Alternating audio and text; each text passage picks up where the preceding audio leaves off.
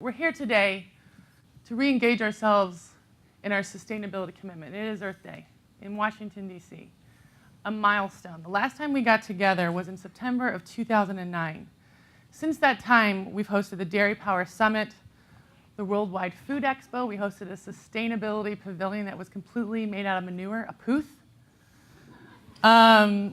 We completed the first ever LCA. We signed the first sustainability MOU. We were recognized in Copenhagen for your voluntary efforts. And today, it's Earth Day. In spring, a time of renewal. What are we here today to do? We're really at a crossroads. We really need to take stock of what we've had in critical success and where we're headed to next. Sustainability is, it's kind of a buzzword being used everywhere, but it boils down to something pretty simple. And that is the efficiencies of the resources that are given to us. So as dairy farmers, and let's use that example, we're looking at all of our resources and how do we maximize that from a waste stream all the way to new technology.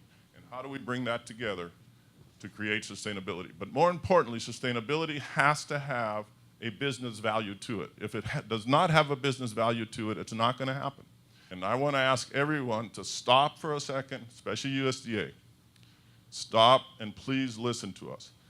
We have a great message to share with you. We are the dairy industry united, the United States dairy industry united on a thought process that will take us to continue to be a world power as far as an agricultural commodity. And we have a plan, and the plan is exceptional. It is the right thing at the right time, and we will deliver, but we need help. From our standpoint, the MOU with you all is critically important for a number of reasons. One, we have the potential to demonstrate that, again, done right, there are opportunities that sustainability is a nice thing to think about, but it's got to be something that also benefits agriculture. It's got to be something that benefits landowners. And I think there's a business decision. My goal up here is to thank you all for your leadership, to let you know we are serious about this, that we understand this is a tough time. We understand the gap, and we're going to listen and look forward to partnering with you all as we go forward.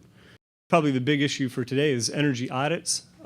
Chief White is going to talk about some specific and I think really important actions that they're taking at NRCS to put dollars behind this and staff and really make it much more widespread so that producers are able to have a better feel for how their energy consumption is affecting their bottom line. Today it will be announced that through the Environmental Quality Incentive Program, we're going to offer energy audits up to $2 million. I think it's in...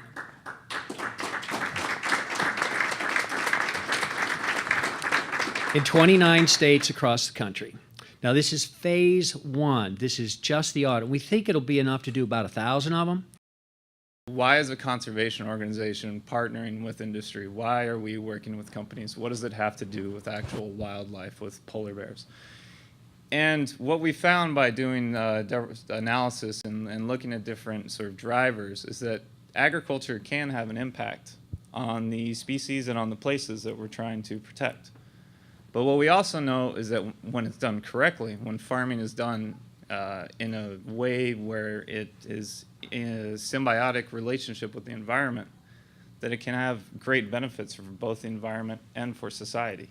It's my pleasure today to announce that the WWF and DMI will now be forming an actual partnership, and we're going to have a full-time employee that's shared between the two organizations, helping to guide us towards the vision that's back there on the wall.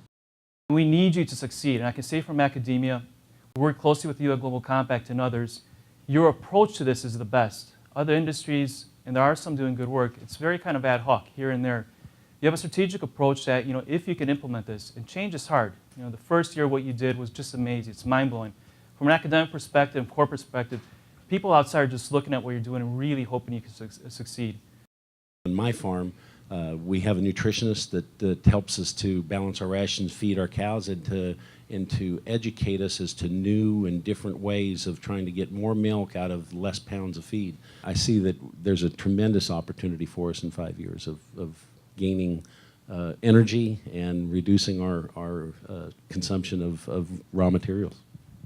we are the United States dairy industry, and you are the United States Department of Agriculture. And together, we can demonstrate to the world that we can get this done